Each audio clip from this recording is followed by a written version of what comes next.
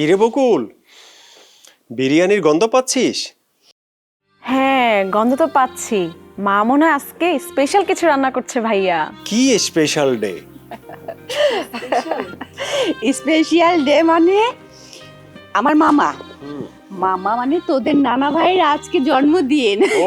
এর জন্যই এত কিছু করছি। তাই বলো? নানাবাইয়ের জন্মদিন। পরশুদিন নানাবাই গ্রাম থেকে এসেছে, এখন পর্যন্ত ভালোভাবে কথাও বলিনি। যাই, নানাবাইকে উইশ করে আসি। কি করে করবি? সে তো এখন বাসায় নেই। নেই? চলে গেছে নাকি? তাহলে তোমার এসব রান্না বান্নার কি হবে?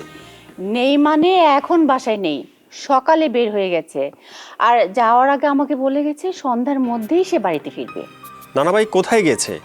কাল রাতে এত কথা যে হলো, একবার তো বললে না নানা ভাই যে বাইরে যাবে। মা, কোথায় গেছে নানা ভাই? আহা, দুজনের একই প্রশ্ন, কোথায় গেছে? বাসায় ফিরে এলে তোরা নিজেরাই জিজ্ঞেস করিস কোথায় গিয়েছিল। আর তার বুঝি কোনো বন্ধু বান্ধব থাকতে পারে না? থাকতেই পারে। আচ্ছা মা, নানাবাই বিয়ে করেনি কেন? আমার মামা বিয়ে করেনি এটা আমাকে কেন জিজ্ঞাসা করছিস? হ্যাঁ, তোদেরই তো নানা ভাই, কথাটা তো তোরাও জিজ্ঞাসা করতে পারিস, তাই না? ঠিক আছে, নানাবাইকে আজকে চেপে ধরবো। আচ্ছা মা, নানাবাইয়ের বয়স কত হবে? মায়ের কাছে শুনেছি মামা যখন ইউনিভার্সিটি ছাত্র তখন সে মুক্তিযুদ্ধে যায়। সেই হিসেবে এখন বয়স কতই আর হবে, হিসেব কর তোরা। মা, 1971 সালে নানাবাই ছাত্র, এখন স্বাধীনতার 54 বছর। সেই হিসাবে নানাবাইয়ের বয়স এখন 74 বা 75 হবে। আমি তো মায়ের কাছে শুনেছি তোর নানা ভাই সংসারে সবার ছোট ছেলে ছিল, একটু বয়স করেই নাকি তাকে স্কুলে পাঠিয়েছিল। কতই আর বয়স হবে, ওই ওরকমই হবে আর কি। তবে নানাবাইকে দেখে বয়স বোঝা যায় না। চুলদালি যা পেকেছে, শরীরটা কিন্তু ঠিক আছে মা। আছে মানে একদম শরীরটা ঠিক রেখেছে। বিয়ে শাদী করেনি তো, সংসার হয়নি, একা মানুষ। আম্মা বলেছে তোর এই নানা ভাই আর আমার আম্মা দুইজন নাকি পিঠে পিঠে ভাই বোন। আর আমি কিন্তু তোর নানুর একমাত্র মেয়ে। হে মামা ছোটবেলা থেকে আমাকে অনেক আদর করে। তারপর কি হলো, মানিকগঞ্জে আমার বিয়ে হয়ে গেল। মামা কি করতে জানিস? আর কারো বাসায় যদি নাও যেত, আমার বাসায় কিন্তু ঠিকই আসতো। বিশেষ করে বিজয়ের এই মাসে মামা একবার না একবার আসবেই। ভাইয়া, নানা ভাইয়ের জন্মদিনটা চলো আমরা একটু মজা করে পালন করি। ফুল আর বেলুন দিয়ে সুন্দর করে সাজাই, চলো। না না, ওসব কিন্তু করিস না। মামা ওসব একদমই পছন্দ করে না। কোনো রকম চাকচিক্য জাকজমক হই হুল্লোড় এগুলো না মামার ভালো লাগে না। মামা তো খুবই সাধারণ একজন মানুষ, আর সাধারণভাবে থাকতেই পছন্দ করে। এই এই দেখ না, আজকে যে আমি কত কিছু রান্না করেছি, এতেও মামা রাগ করে। আমি তারপরেও করি, একটা মাত্র মামা আমার, আর আমি তার একমাত্র আদরের ভাগ্নি। কিন্তু আমি কিছু বললে নানা ভাই তো রাগ করবে না। সে আমাকে তো কখনো নাম ধরেই ডাকে না। সে আমাকে কি বলে ডাকে জানো? আমাকে ডার্লিং বলে ডাকে। আমাকেও বন্ধু বলে, কিন্তু তোমার একমাত্র মামা আজও বিয়ে করেনি কেন? আজও মানে কি ভাইয়া? নানা ভাই রাজি থাকলে তাকে এখনো বিয়ে দেওয়া যাবে। কি বলো মা? ওসব কথা বলিস না কিন্তু তারে, রেগে মেগে আজই চলে যাবে তাহলে। মা, না রাগিয়ে বরং বিয়েটা করেনি কেন সেটাই জানার চেষ্টা করব। তোদের যেটা মর্জি। আচ্ছা, আমি রান্না দেখি। আচ্ছা।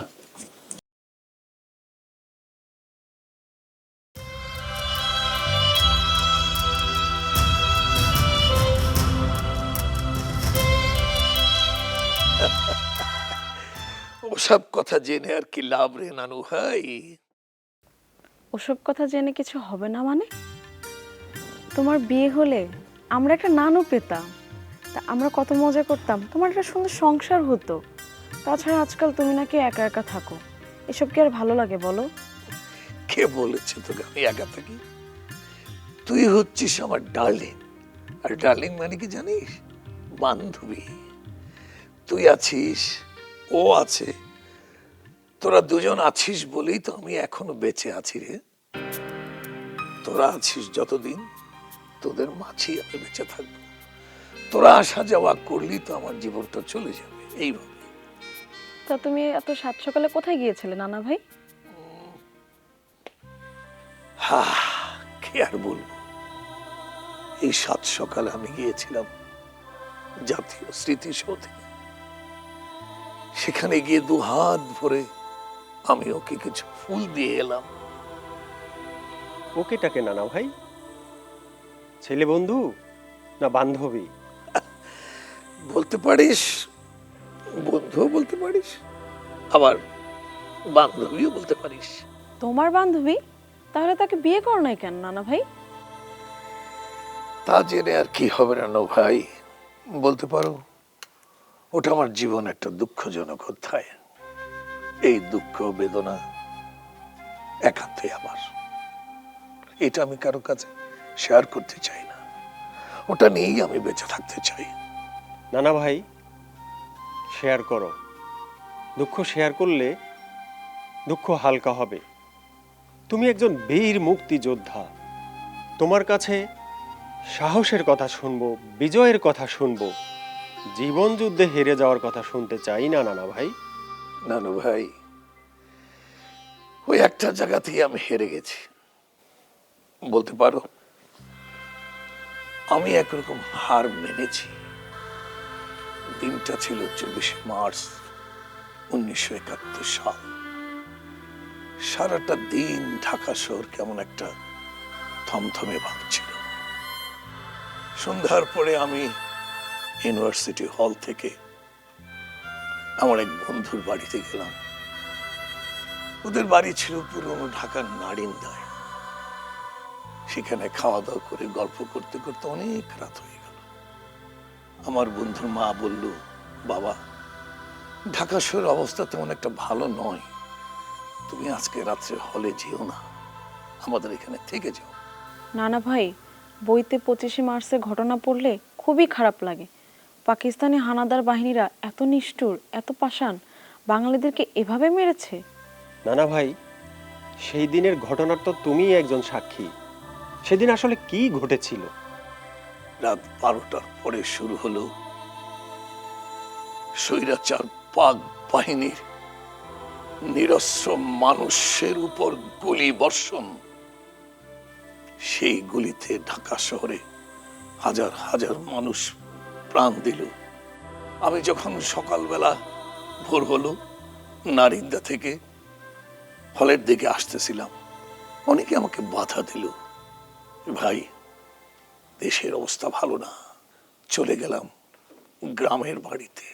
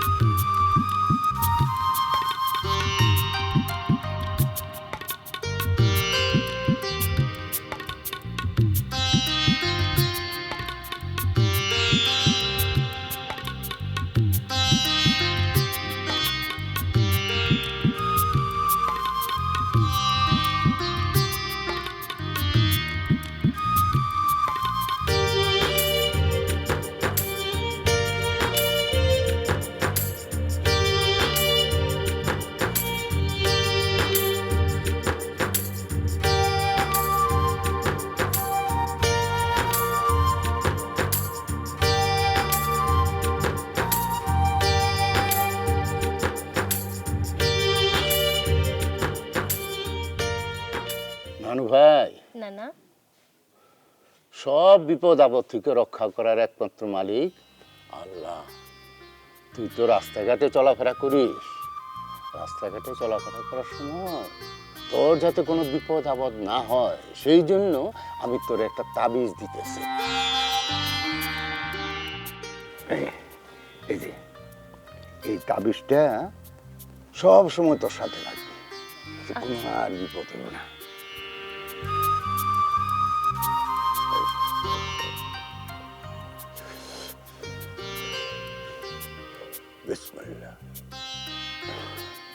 এনে আমি তোর নিজে পড়াই দিতেছি এটা। সাবধানে রাখবি, হ্যাঁ? ঠিক আছে নানা। তারপর মুক্তিযুদ্ধে কিভাবে গেলে? ওই যে তোমাকে বললাম, পাকিস্তানি শাসক গোষ্ঠী যখন ঢাকা শহরকে তছনছ করে দিল, তখন পালিয়ে কোনো রকমের জীবনটা নিয়ে বাড়িতে গেলাম। আমাকে দেখে তো আমার মা বাবা আশ্চর্য হয়ে গেল। আমি কি করে বেঁচে গেলাম? মাকে বললাম, মা, জিয়াউর রহমান নাম একজন মেজর স্বাধীনতার ঘোষণা দিয়েছে, আমাকে যুদ্ধ করতে যেতে হবে। আমার মা বললেন, যা বাবা, যুদ্ধে যা, পাকিস্তানি শাসক গোষ্ঠীকে দাঁত ভাঙা জবাব দিতে হবে। আমি চাই আমার ছেলে যুদ্ধে যাবে। বাবাও ঠিক একই কথা বললেন। সেদিন সেই যুদ্ধে যাওয়ার আগেই তো আমি তোমাদেরকে বলেছি আমার স্যারের সেই মেয়ের কথা, নিশ্চয়ই তোমরা শুনেছ। আমি গিয়েছিলাম সেদিন স্যারের কাছ থেকে দোয়া আনতে। কেমন আছো? ভালো। আজকে তো বাবার কাছে অঙ্ক শেখানি, তাহলে এসেছেন কেন? আমি ঢাকায় চলে যাচ্ছি ইউনিভার্সিটিতে পড়তে, স্যারের দোয়া নিতে এলাম। স্যার কোথায়? বকুল, বকুল, সজল কেমন আছো? আসসালামু আলাইকুম স্যার। ওয়ালাইকুম আসসালাম। বাবা কথা বলো, আসছি। এটা রেখেছে সজল। স্যার আমি ঢাকা ইউনিভার্সিটিতে ভর্তি হতে যাচ্ছি, খুব ভালো। আপনার দোয়া নিতে এলাম স্যার। দোয়া করি তুমি তোমার বাবা মায়ের সুসন্তান হবে, দেশের সুনাগরিক হবে, দেশের এবং দেশের মানুষের সেবা করবে। আমি দোয়া করি। আসি স্যার, আসসালামু আলাইকুম।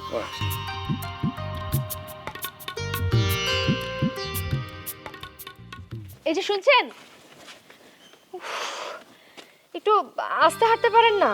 একেবারে হনহন করে চলে যাচ্ছেন। আমি তো এমন করেই হাঁটি। মাথা নিচু করে যেভাবে যাচ্ছেন আপনি ট্রেনের গতিতে, আমার ডাক কি আপনার কানে পৌঁছায়নি? তুমি এমন ভাবে জেরা করছো, মনে হয় তোমার সঙ্গে আমার কথা ছিল, তুমি এখানে আসবে, আমি তোমার জন্য অপেক্ষা করবো, তুমি আমাকে সব কথা বলে তোমার কথা আমাকে শুনতে হবে। ছিল তো, ছিল না? আপনি নিজের বুকে হাত দিয়ে বলেন, আপনি ঢাকা যাবার আগে আমাদের বাসায় এসেছেন শুধুমাত্র কি আপনার স্যারের সাথে দেখা করার জন্য, দোয়া চাইবার জন্য, আর কারোর সাথে দেখা করার জন্য না, আর কারোর সাথে কথা বলার জন্য না? হ্যাঁ, তোমার সঙ্গে দেখা করতে এসেছিলাম। এই কথাটা বলার জন্য আপনার এত সময় লাগলো? বকুল, সে কি, তোমার চোখে পানি কেন? আপনার জন্য। আর আমি আবার কি করলাম? করেছেন তো, অনেক কিছু করেছেন। এখন ঢাকা চলে যাচ্ছেন, এখন তো আরো অনেক কিছু করেছেন। যান, যাবেনই তো, আমাকে রেখে চলে যাবেন না আপনি? আপনার স্যার চায় আপনি যান ঢাকায়, অনেক ভালোভাবে পড়াশোনা করেন, অনেক বড় হন। আমিও চাই। বাবা সবসময় বলে আপনার ভিতরে অনেক সম্ভাবনা আছে, আপনি অনেক বড় হবেন।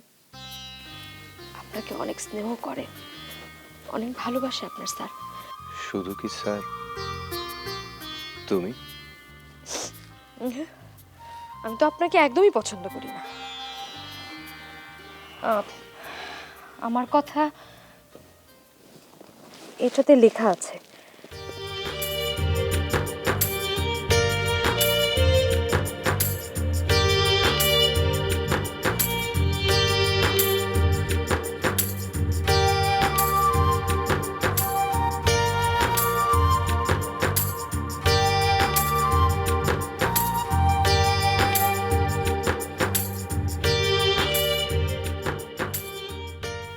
আপনাকে আমার অনেক কিছুই বলার ছিল, কিন্তু কিছুই বলতে পারলাম না। শুধু এইটুকু বলি, আমি আপনাকে অনেক ভালোবাসি। যেখানেই থাকেন ভালো থাকবেন। ইতি আপনারই বকুল। এত রাতে তোমার সাথে এখানে দেখা করলাম, সময়টা তো ভালো না। কেউ যদি আমাদের দুজনকে দেখে ফেলে, এটা তো দুজনের জন্যই বিপদ। আমি বিপদের ভয় করি না। তুমি চলে যাচ্ছ যুদ্ধে, আমি কিভাবে ঘরে থাকি? আমার মনে হচ্ছে তোমার সাথে আমিও যুদ্ধে চলে যাই। আমার অধিকাংশ বন্ধুরা মুক্তিযুদ্ধে গেছে, তারপর আমি সিদ্ধান্ত নিয়েছি আমার এই মাতৃভূমিকে বাঁচানোর জন্য আমিও মুক্তিযুদ্ধে যাব। তাই তোমার সঙ্গেও স্যারের সঙ্গে দেখা করতে এলাম। সেটা বুঝেছি, কিন্তু বিদায় বলো না। আমার যে কেমন লাগছে আমি তোমাকে সেটা বোঝাতে পারবো না। তোমার সাথে আবার কবে দেখা হবে? দেশকে শত্রুর হাত থেকে বাঁচানোর জন্য যুদ্ধে যাচ্ছি। জীবনের মায়া করি না। যদি বেঁচে থাকি দেখা হবে, আর যদি মারা যায় ক্ষমা করে দিও। না না, এভাবে বলো না। তোমাকে তো ফিরতেই হবে। তুমি তো অবশ্যই ফিরে আসবে। এই মাতৃভূমিকে স্বাধীন করে তুমি ফিরে আসবে। তুমি আমার জন্য ফিরে আসবে। তোমার ভালোবাসা নিয়ে দেশকে ভালোবেসে তোমাকে কথা দিলাম, দেশকে শত্রু মুক্ত করে স্বাধীন বাংলাদেশে তুমি আমি আমরা নতুন করে জীবন শুরু করব। ততদিন অপেক্ষায় থেকো। আসি, আল্লাহ হাফিজ। একটু দাঁড়াও।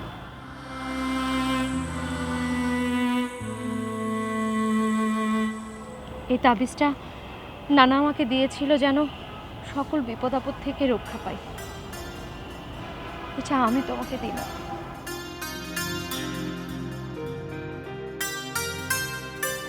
সবসময় তোমার সাথে রেখো। আল্লাহ নিশ্চয় তোমার মঙ্গল করবে। ফি আমানিল্লাহ। ভালো থেকো।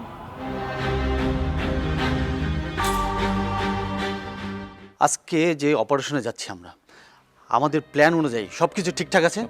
ঠিকঠাক? হ্যাঁ সজল, এত দেরি হলো যে? তোমার জন্য খুব চিন্তায় ছিলাম। আজকে রাতে যে আমাদের অপারেশন, সেটা মনে আছে তো? আছে বলেই তো ঝুঁকি নিয়ে চলে এলাম, আর আসার আগে বকুলের সাথে দেখা করে এলাম। আজকের এই অপারেশনের পর বাঁচি না মরি তা তো ঠিক নেই। সব সময় খারাপ চিন্তা কেন করো? মুক্তিযুদ্ধে এসেছো, বিজয়ের জন্য এসেছো। ভালো চিন্তা করো, সাফল্যের চিন্তা করো, বিজয়ের চিন্তা করো। জায়গা মতো বুলেট, গ্রেনেড আর এক্সপ্লোসিভগুলো রেখে এসেছি। কেউ দেখেনি তো? না না, ওটা আমাদের অপারেশনে যাওয়ার পথে পড়বে। Well done. সজল, আজকে যে আমরা অপারেশনে যাব, আমরা যে এখান থেকে বের হব, আমরা এমনভাবে বের হব যেন সবাই দেখলেই মনে করে আমরা গ্রামবাসী। আর্মস থাকলেও আমাদেরকে যেন কেউ বুঝতে না পারে যে আমাদের কাছে আর্মস আছে। মামুন তো পুলিশের এসআই ছিল, ও জানে আমাদের অস্ত্রগুলো কোথায় রাখলে আমাদের যুদ্ধ করতে সুবিধা হবে, আর তাই ওর সেই জায়গাতেই রেখে এসেছে। সজল, তুমি যশোর টাউনটা ভালো করে র্যাকি করো, আর মামুন তুমি ক্যান্টনমেন্টের পেছনে যাবে। পেছনে যেয়ে সব কিছু দেখবে আমরা কোন দিক দিয়ে অ্যাটাক করলে আমরা সবচেয়ে সফল হব। ঠিক আছে, তবে ওখানে একা একারও যাওয়াটা ঠিক হবে না। ঠিক বলেছ। তুমি যে পুলিশের চৌকস একজন সদস্য ছিলে, তা তোমার কাজকর্ম দেখলেই বোঝা যায়। তাহলে আমাদের এখন কি কাজ?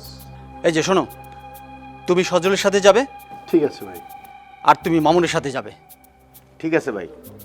তবে কেউ আমরা একসাথে থাকবো না, কিন্তু কাছাকাছি থাকবো। চোখে চোখে আই কন্ট্যাক্ট করা যায় এরকম দূরত্বে থাকবো। মুখে কোনো কথা হবে না, শুধু চোখে চোখে আমরা কথা বলবো।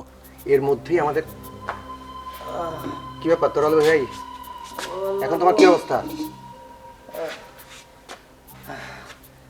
এখন আল্লাহর মতে কিছুটা ভালো আছি। পেটের গন্ডগোলটা এখন আর নাই, আর বমিও হয় নাই আল্লাহর রহমতে। ঠিক আছে, তাহলে তোরাবালি ভাই যাক ফকির হয়ে। তোরাবালি ভাই, তুমি যশোর টাউনে এবং ক্যান্টনমেন্টের মেইন গেটের আশেপাশে ভিক্ষুক সেজে ভিক্ষা করবে, আর ওখানকার সমস্ত তথ্যগুলো সংগ্রহ করবে। তারপর ওই তথ্যগুলো তুমি আমাদের কাছে দেবে। তোরা ভাই, শুনেছো তো তোমার কাজটা কি? শুনছি।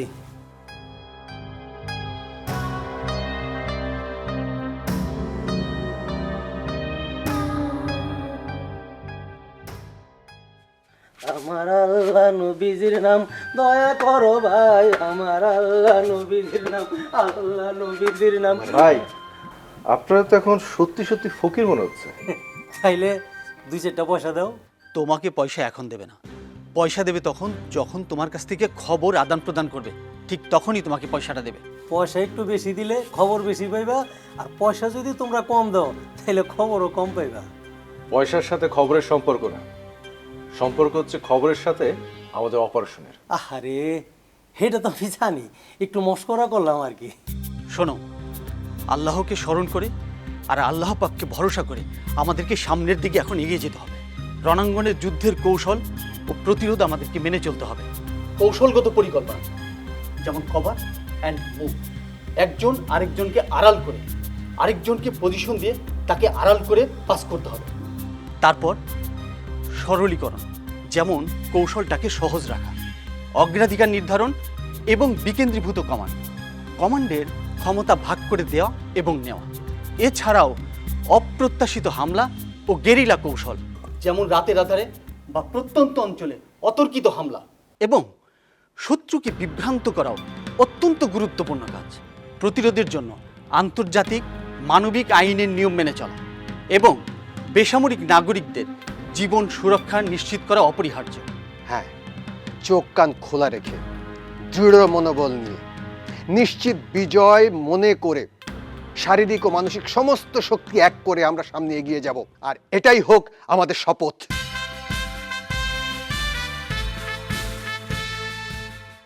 বকুলের সাথে আমার সম্পর্ক দীর্ঘদিনের। দেখতে দেখতে বহুদিন পেরিয়ে গেল।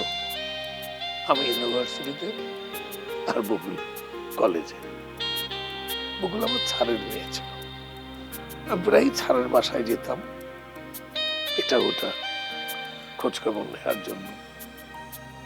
আমাকে দেখি বকুল দরজার কোনায় দাঁড়িয়ে থাকত। আমি বুঝতে পারিনি যে সে আমাকে ভালোবাসে। আমিও কখনো তাকে বুঝতে দিইনি যে আমিও তাকে ভালোবাসি। এই ভালোবাসাবাসী প্রকাশ পেল আমি যুদ্ধে যাওয়ার আগে।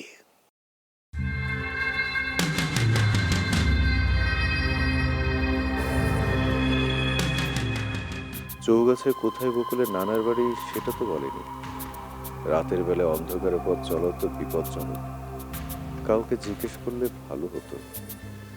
ওই যে চায়ের দোকানে জিজ্ঞেস করলে জানা যেতে পারে। দোকানে আবার একজন লোক বসে চা খাচ্ছে। রাজাকার না ভালো লোক চেহারা দেখে তো বোঝার উপায় নেই। এখানেই থাকি, চা খেয়ে লোকটা চলে যাক, তারপরে গিয়ে দোকানিকে জিজ্ঞেস করব।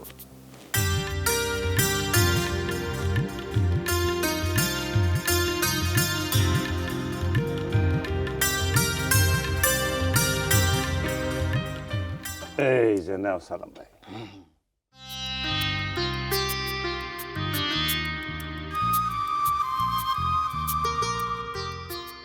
মজিদ ভাই, খালি চা খাওয়াইলে কি হবে? চোখ কান একটু খোলা রাখতে হবে। দেখলা না চৌগাছায় কি একটা যুদ্ধ হয়ে গেল? দেখলা না ভারতীয় সেনাবাহিনী এই দেশে ঢুকে পাকিস্তানি সেনাবাহিনীর বিপক্ষে যুদ্ধ করল। তারপর ভারতীয় সেনাবাহিনী আমাদের দেশে ঢুকে পাকিস্তানি সেনাবাহিনীর বিপক্ষে যুদ্ধ করল। তারপর আমাদের দেশের ছেলেরা ওই ভারতীয় সেনাবাহিনীকে সহায়তা করল। সালাম ভাই, আদার ব্যাপারে জাহাজের খবর দিয়ে কি করো? আটাপোতায় যুদ্ধ, মরিচের দফা শেষ। মুক্তিবাহিনীরা মারে পাকিস্তানিদের আর পাকিস্তানিরা মারে ভারতীয়দের। মাঝখানে আমরা পড়ছি বিপদে।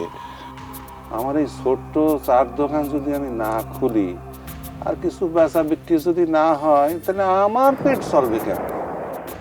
ওই ওই দেখলে একটা ফুটলো, এটা হলো ধারে কাছেই হবে। এখন তো মুক্তিবাহিনীর চাওয়াল পাওয়ালরা রাত্রেবেলায় যাওয়া আসা করে। এখন হয়েছে কি, ওই দোকানেই থাকি আর বাড়িতেই থাকি, দু একটা গোলাগুলির শব্দ আর বোমা ফোটার শব্দ না শুনলে আর ভালো লাগে না। ওই দেখলে, ওইটা হলো মুক্তিযোদ্ধাদের গুলি। হ্যাঁ, আর একটু চা খাও।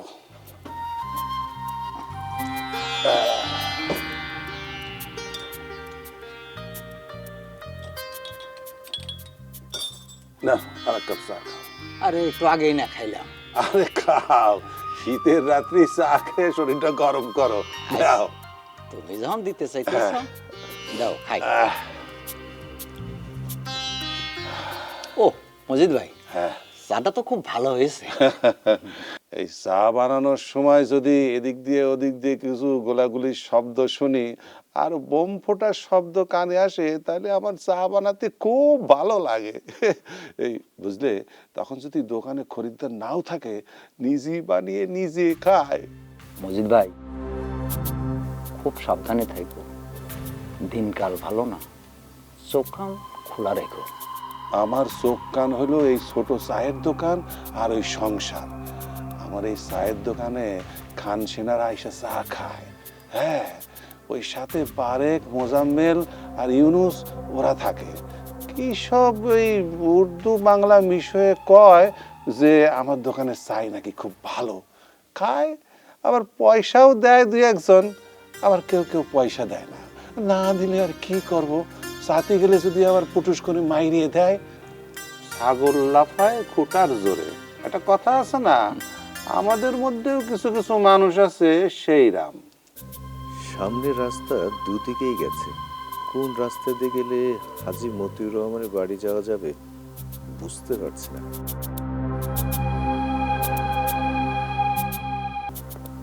বেশি রাত তো হয়নি, এখনো মনে হয় সবাইকে জাগনা পাওয়া যাবে। বেশি রাত হলে সবাই ঘুমিয়ে পড়লে আবার ডাকাডাকি করতে হবে। কি বলে ডাকবো? মুরব্বীদের নাম ধরে ডাকা তো যাবে না। তাহলে বকুলের নাম ধরেই ডাকবো। আচ্ছা, সেটা ওখানে গেলেই বোঝা যাবে। তাহলে বেশি দেরি করার দরকার নেই, ওই চায়ের দোকানিকে জিজ্ঞেস করলে নিশ্চয় জানা যাবে। ওহ, ওই লোকটা তো বসে চা খাচ্ছে, না থাকলে ভালো হতো। থাক, গ্রামের লোক, হাজী বাড়ির খবর উনিও বলতে পারবেন।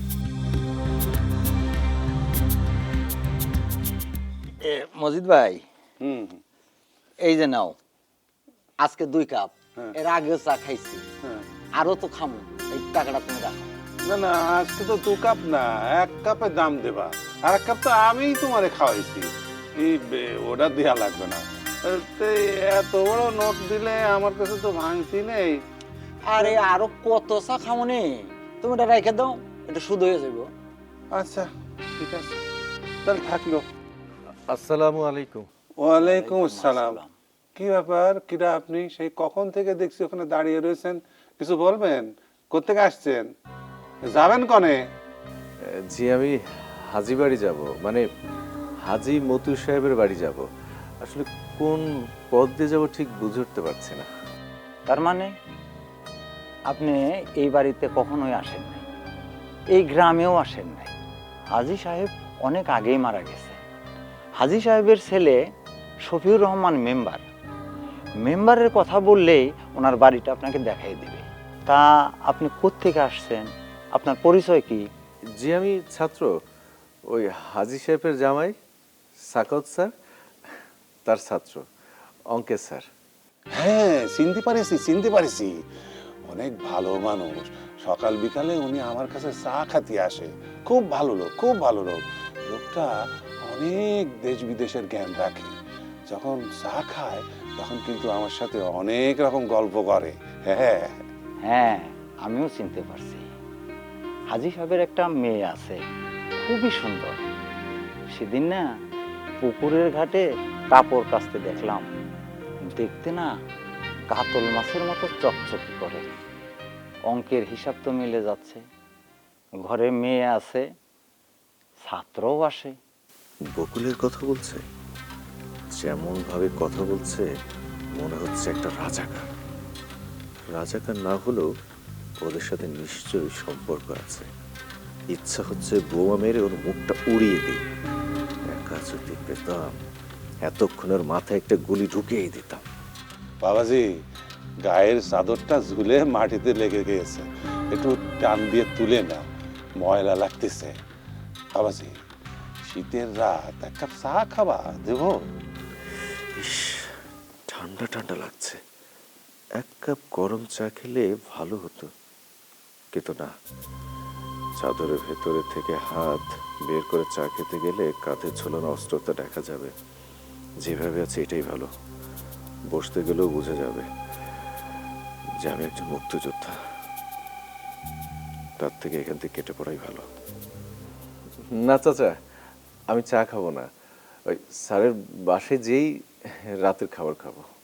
চাচা বললে যখন তোমারে বলি, গ্রামে এসো, অচেনা লোক, নতুন নতুন মানুষ, এদের দেখলে মানুষের সন্দেহ করে। মুক্তি বাহিনী তো গায়ে লেখা থাকে না, তাই আর চেনার উপায় নেই। তবে পাকিস্তানি আর্মি, মিলিশিয়া আর ওই রাজাকার, ওদের ব্যবহার ট্যাবহার দেখে চেনা যায়। তোমারে বলি, ওই তুমি এক কাজ করো, এই রাস্তা দিয়ে যে সামনে একটু আগলেই দেখবা লোহার গেট, ওইটাই হলো হাজী সাহেবের বাড়ি। হাজী সাহেবের বাড়ির পাশে মেম্বারের বাড়ি, বুঝলে? তুমি বাবা এই রাস্তা দিয়ে একটু এগোলেই দেখতে পাবা লোহার গেট। ওই লোহার গেটই হচ্ছে হাজী সাহেবের বাড়ি, বুঝলে? তার পাশেই হলো মেম্বারের বাড়ি। ওই লোহার গেট সবসময় বন্ধই থাকে। কিছুদিন আগে ওই আর্মির জিপ ঢুকতেছে, লোহার গেটটা ভেঙে ফেলেছে। ওইখান দিয়ে ঢুকে তুমি আগেলেই দেখতে পাবা সদর দরজা। আর ওই দরজা দিয়ে এগিয়ে ভিতরের দিকে গেলেই সবাই রে পাবা। অনেক ধন্যবাদ চাচা, যে আসি। আসসালামু আলাইকুম।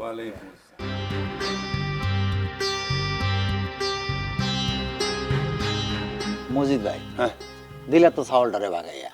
আমার জানি কেমন সন্দেহ হইতেছে, ছেলের গায়ের চাদরের পিছনে কেমন একটু উঁচা হয়ে রয়েছে। 2 হাত কিন্তু একবারও বের করে নাই। তোমার না খালি সন্দেহ বাতিক মন। আহা, সাওয়ালরা ওই শাখাওয়াত মাস্টারের ছাত্র, দেখলা না? শাখাওয়াত মাস্টারের খোঁজ খবর নিতে এসে। আমারও তাহলে খোঁজ খবর নিতে হয়। মজিদ ভাই, আমি তাহলে যাই। মজিদ ভাই, কোনো খোঁজ খবর পাইলে আমারে কিন্তু জানাইও। আচ্ছা, ঠিক আছে।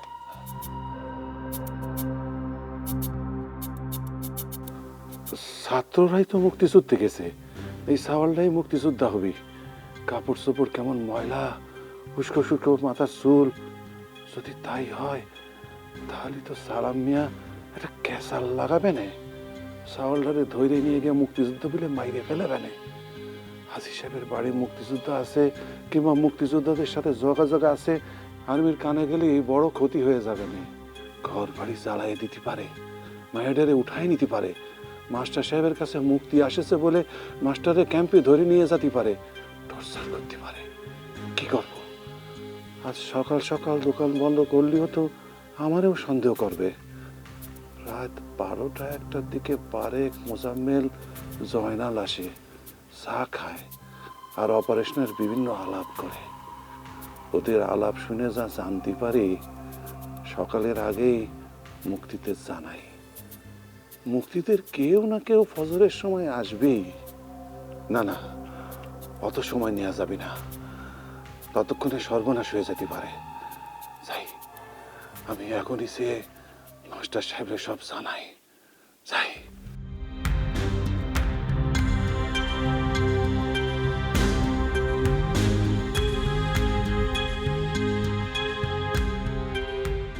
বকুল, বকুল স্যার, বকুল।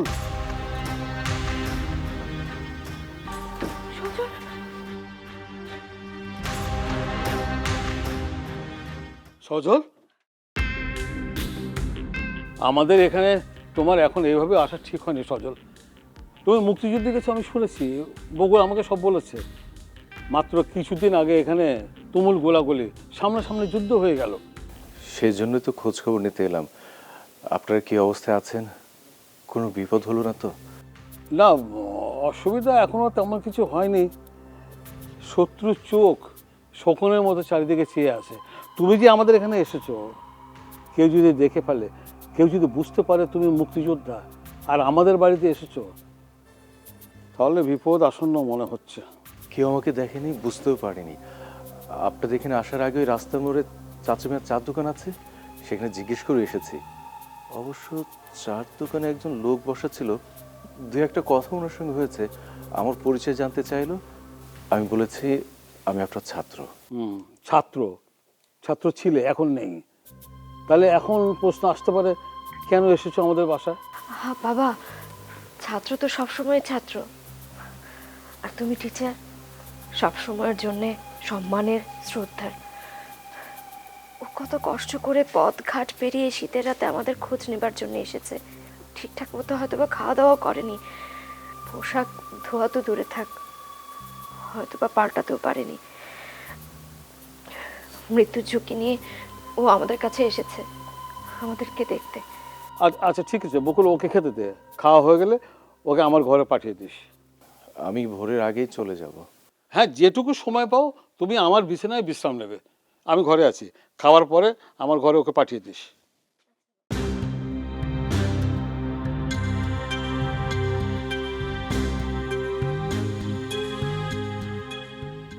কেমন আছো তুমি? আল্লাহ যেভাবে রেখেছেন। হাতে তো বেশি সময় নেই, তুমি হাত মুখ ধুয়ে নাও, আমি ভেতরে খাবার দিচ্ছি, তাড়াতাড়ি এসো। হ্যাঁ,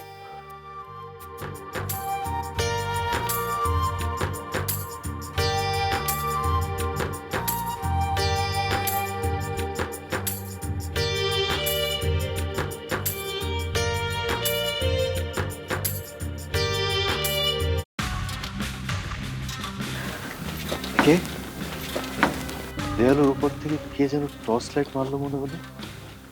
কেউ কি আমাকে ফলো করছে? কি জানি, পেছনে পেছনে তো কাউকে আসতে দেখলাম না, রাস্তায় কোনো লোকজনও ছিল না। না না, এখানে থাকা ঠিক হবে না। সকাল হওয়ার আগেই ভোরেই চলে যাব। বকুলকে এক নজর দেখার ইচ্ছা ছিল, দেখেছি।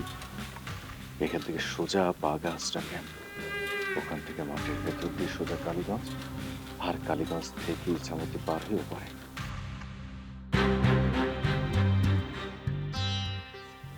সজল, তাড়াতাড়ি এসো।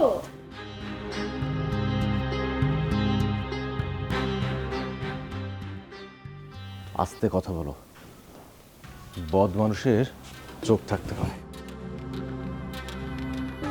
আচ্ছা, এখন খেয়ে নাও, খাবার দিয়েছি তো। আর আশেপাশে কে থাকবে বাবা? এটা তো আমাদের নানার ঘর, পুরনো ঘর। আর পাশের বাড়িটা মামার। মামার এক ছেলে এক মেয়ে। মেয়েটাকে বিয়ে দিয়েছে খুলনার ওই খালিশপুরে। এখন তো যুবতী মেয়েদেরকে ঘরে রাখাই দায়।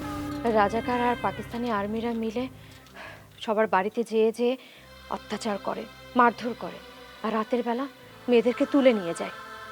তাহলে তো তোমার এখানে থাকা নিরাপদ না। আরে না না, সে ভয় নেই। ওই যে আমি বললাম না, পাশের বাড়িটা আমার মামার একমাত্র ছেলে জামিউর রহমান। ওর সাথে পাকিস্তানি আর্মিদের অনেক ভালো সম্পর্ক, ভালো উর্দুও জানে। উনি যদি আমাকে দেখে তাহলে তো বুঝতে পারবে আমি মুক্তি, তাহলে তো সমস্যা। উনি আমাকে ধরিয়ে দেবে, পাকিস্তান বাহিনী তো আমাকে ধরে নিয়ে যাবে। আরে না না, তুমি একদম চিন্তা করো না। জামি ভাই মোটেও সেরকম মানুষ না, আমার সাথে অনেক কথা হয়। বকুল, আমি এখন খাবো না, একটু পরে খাই। আমার না খুব ঘুম পাচ্ছে, অনেকদিন ঘুমাই না।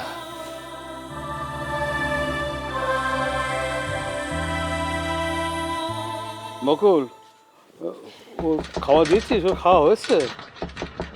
হ্যাঁ বাবা, দিচ্ছি। কিন্তু বাবা, সদর অনুযায়ী কে যেন ডাকছে। হ্যাঁ, সদর দরজা, আমি দেখে আসি।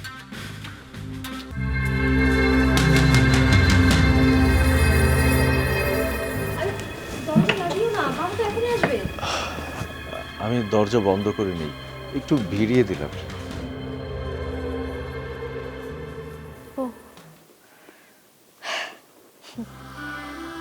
তোমাকে কতদিন পরে দেখলাম, ভীষণ চিন্তা হয় তোমার জন্যে। স্বাধীন বাংলা বেতার কেন্দ্র থেকে যখন এক একটা যুদ্ধের খবর শুনি, তখন শুধুই মনে হয়, কোথায় আছো, কেমন আছো, ঠিক আছো তো? আমি জানি তুমি যেমন আমার কথা ভাবো, আমিও তোমার কথা ভাবি। যখন আমি বাংকারে থাকি তখন আমি তোমার কথাই ভাবি। যখন কোনো অপারেশনে যাই, তোমার দেয়া তাবিজ, এই তাবিজে বিসমিল্লাহ বলে চুমুকে আমি যুদ্ধে যাই। এই তাবিজটা যখন তোমার বুকের ওপর থাকবে তখন তুমি মনে করবে আমি তোমার বুকের ভেতরে আছি। বকুল বকুল ওর চলে যেতে বল, চলে যেতে বল। এই মবিজ নিয়ে খবর দিয়ে গেল।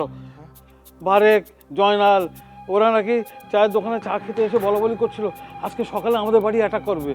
আমাদের বাড়ি নাকি মুক্তি এসেছে, এই খবরটা সালাম সবাইরে জানিয়েছে। কি মুশকিল, যদি খবরটা আর্মির কানে যায়, যদি আর্মিরে নিয়ে আসে তাহলে তো ঠেকানো যাবে না। বাবা বাবা তুমি কিছু মনে করো না, জানের খেলা, ইজ্জতের খেলা। যদি আর্মি আসে, যদি ইন্টারোগেশন করে, যদি বকুলটা তুলে নিয়ে যায়, আমি কিছু বুঝতে পারছি না, আমার মাথা ঘুরছে। বাবা ও তো ভোরেই চলে যাবে। ভোরের আগে চলে যাওয়া ভালো। স্যার আমি এখনই চলে যাব, আপনি আমার জন্য দোয়া করবেন। অবশ্যই অবশ্যই। বকুল তুমি ভালো থেকো। বাবা হ্যাঁ? তুমি এত চিন্তা করো না, আর্মি এলে জামি ভাই ঠিক ম্যানেজ করে দিবে। আর্মি এলে কেউ আগে আসবে না, কারো সাহায্য পাবি না, সব ইয়ান অফসি ইয়ান অফসি। আচ্ছা বাবা তুমি ঘরে যাও তো, ওকে আমি সদর দরজা পর্যন্ত পৌঁছে দিই, তারপরে দরজা বন্ধ করে দিচ্ছি, হ্যাঁ, হ্যাঁ। তুমি যাও। আচ্ছা আচ্ছা ঠিক আছে ঠিক আছে।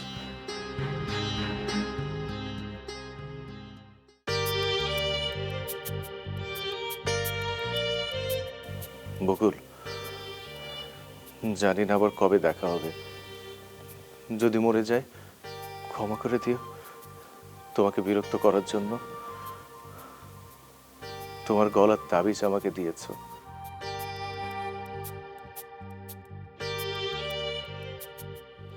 এই তাবিজ আমি তোর অস্তিত্ব সবসময় পাই, যেন তুই সবসময় আমার সাথেই আছো।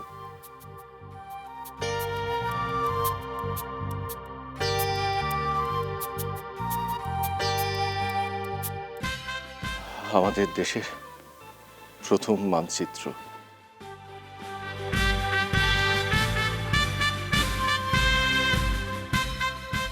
তোমাকে দিয়ে গেলাম, যত্নে রেখো, সুরক্ষিত রেখো।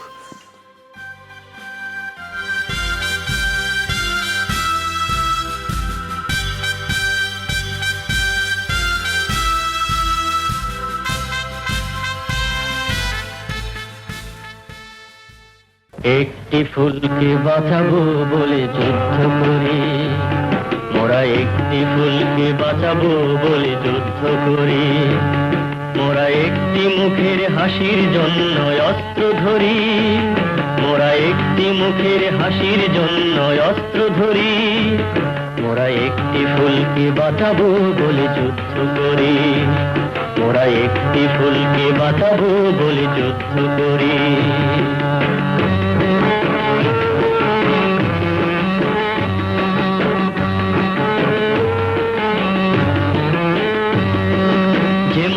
চির মমতায় আমার অঙ্গে মাখা, যার নদী জল ফুলে ফলে মোর স্বপ্ন আঁকা, যে মাটির চির মমতায় আমার অঙ্গে মাখা, যার নদী জলে ফুলে ফলে মোর স্বপ্ন আঁকা, যে মাটির চির মমতায় আমার অঙ্গে মাখা, যে দেশের নীল অম্বরে মন মেলছে পাখা, সারাটি জনম সে মাটির দানে বক্ষ করি, একটি ফুলকে বাঁচাবো বলে যুদ্ধ করি, মোরা একটি ফুলকে বাঁচাবো বলে যুদ্ধ করি, মোরা একটি মুখের হাসির জন্য অস্ত্র ধরি, মোরা একটি।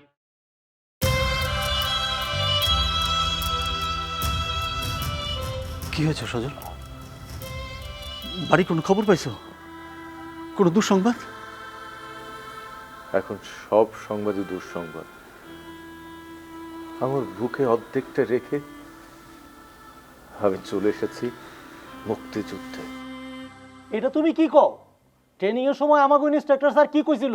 কইছে না অতীতের কোনো কিছু নিয়ে ভাবা যাবে না? হ্যাঁ, সামনের কথাও ভাবুন যাইব না। বর্তমান পরিস্থিতি বিবেচনায় নিয়ে আমাদের লক্ষ্যে এগিয়ে যেতে হবে। সব মনে আছে, আমরা সবাই মুক্তিযুদ্ধে এসেছি দেশকে শত্রু মুক্ত করতে, যুদ্ধ করে দেশটাকে স্বাধীন করতে।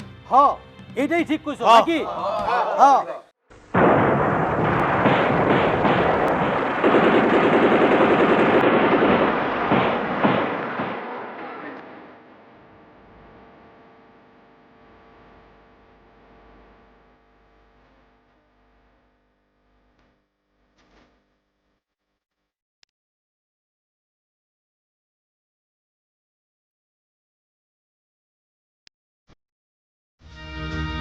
দেশ স্বাধীন হওয়ার পরে আমি যখন ফিরে এলাম, ওদের বাড়িতে গিয়েছিলাম আমি ওর খোঁজে, কিন্তু ওর খোঁজে গিয়ে যা শুনলাম,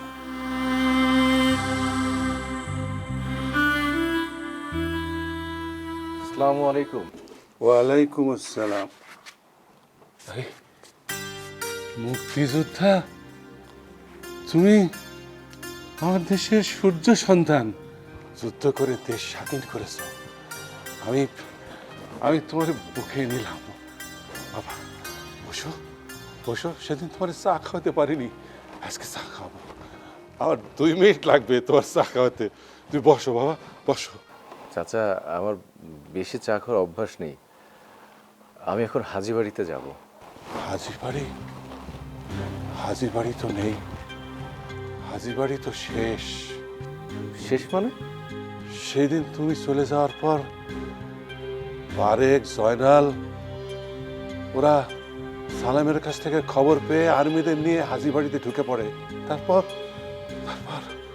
नो नो नो कुछ ठीक नहीं है। 006 Charlie foxtrot, yes, over over.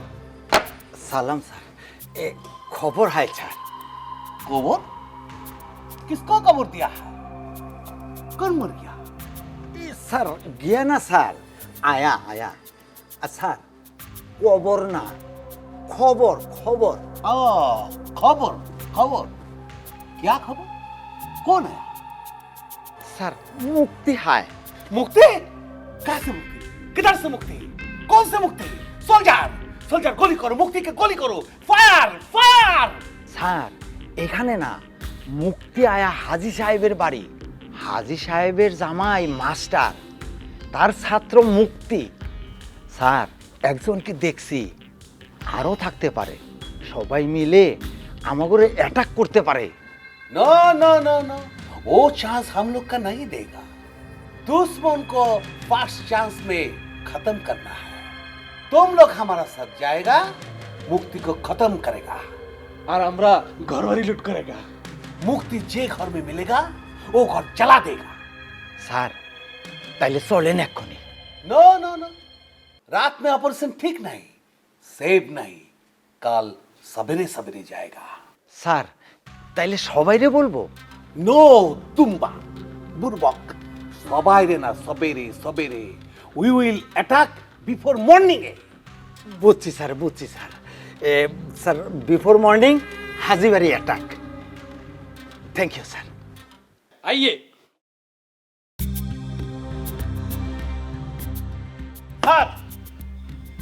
বিশ্বাস করো, বিশ্বাস করো, আমার ঘরে কোনো মুক্তি নেই। আমি কিছু জানি না। আমি teacher, I am not telling a lie. No মুক্তি ইন মাই হাউস, নো মুক্তি। अभी बोलो, सच सच बोलो, नहीं तो हम तुम्हारा जान ले लेंगे। মারে কি হয়েছে বাবা? মারে, তুই এখানে কেন মা? ভিতরে যা, ভিতরে যা। ये कौन है? স্যার মাস্টারের মায়া, কলেজ মে পড়তা হয়।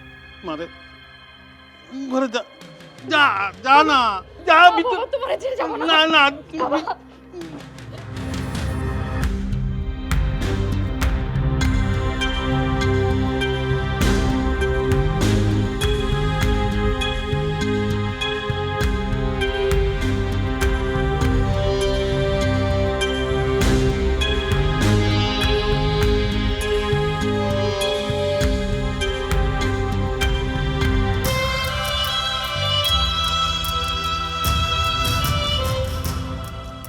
किधर गया? किधर गया? पकड़ के लाओ, पकड़ के लाओ।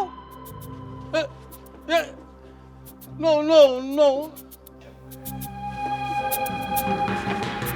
হ্যাঁ, মানচিত্রওয়ালা পতাকা। এই চলো, ক্যাপ্টেন স্যার তোমার ডাকে। কেন ডাকে? কেন ডাকে গেলেই বুঝতে পারবা। যাবো না আমি। যাবা না? না তারা দেখেন কি ধরে লো। হ্যাঁ না, খবরটা বলছে, খবরটা বলছে। বাবা ছেড়ে দাও, যাও না তুমি, ছেড়ে দাও, যাও না বাবা। लेके आओ, लेके आओ, लेके आओ, लेके आओ। মানে স্যার, মানচিত্র है বুকের মধ্যে লুকা রাখতা है। মারে জানান, তোরা তো আমাদের লোক, আমাদের দেশের লোক, ওরা পাকিস্তানি। ওদের কাছে সব কথা বলে আমাদের বিপদ বাড়াচ্ছে কেন? পাকিস্তানি? हाँ हम लोग पाकिस्तानी। है क्या बोलता है? তাড়াতাড়ি বাইর করে দাও, নইলে কিন্তু ও বুকের মধ্যে হাত ঢুকিয়ে দেবো। দেব না। মারে মারে, দে দে, বের করে দে, দে দে দে নমা দে। अच्छा क्या है?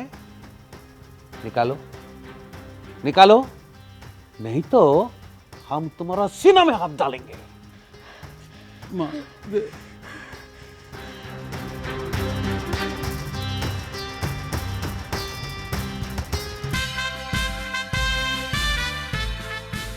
पाकिस्तान को अलग कर दिया। पाकिस्तान हमारा है, ये दुश्मन है, ये पाकिस्तान को दुश्मन है।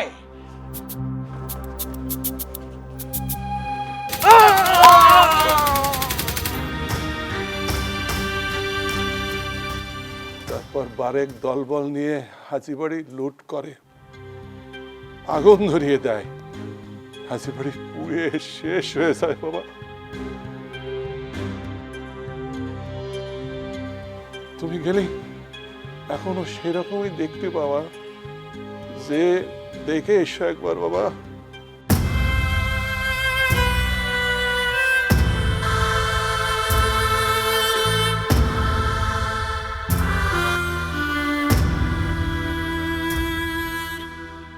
সজল, তুমি জীবনে সফল হও, দেশের গৌরবময় ইতিহাস, মুক্তিযুদ্ধ এবং এর সংস্কৃতিকে সম্মান করা এবং নতুন প্রজন্মের কাছে তা তুলে ধরা দেশপ্রেমের অংশ। বহিরাগত আক্রমণ বা অভ্যন্তরীণ বিশৃঙ্খলার সময় দেশকে রক্ষা করা এবং দেশের স্বাধীনতা ও সার্বভৌমত্ব বজায় রাখা প্রতিটি নাগরিকের নৈতিক দায়িত্ব। দয়া করে একজন ভালো মানুষ এবং একজন সুনাগরিক হও।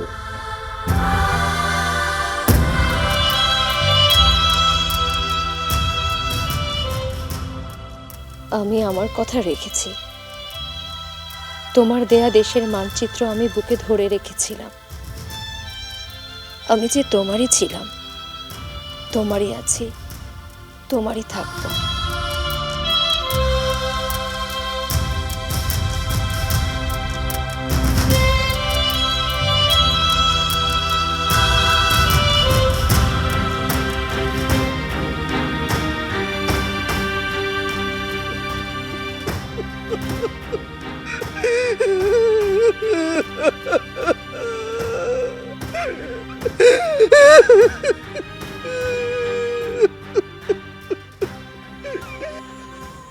বলটা না ভাই,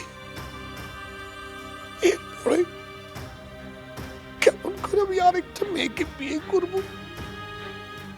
তোরাই বল। শুধুমাত্র সেই কারণে আমি আর জীবনে কোনোদিন বিয়ের কথা ভাবিনি।